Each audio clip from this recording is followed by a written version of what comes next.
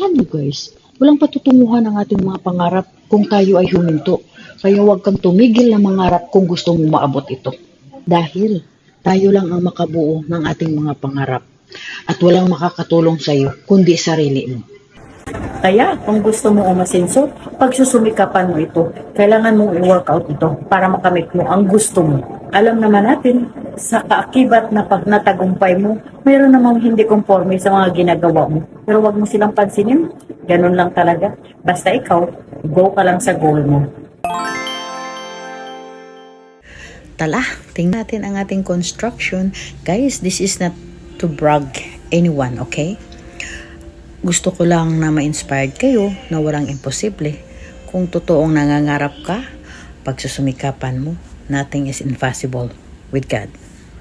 So this is it, guys. Magsisimula naman tayo bukas para continue ng ating construction. Thanks God. Ayan guys, ganito na siya ngayon. Pakunti-kunti lang. Yan, matatapos din to. Sabi nga nila, think positive daw.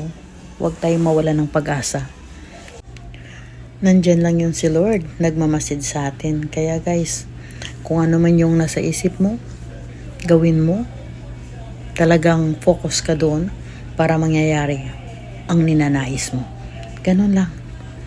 Yan, ito kung tutuusin, grabing istorya.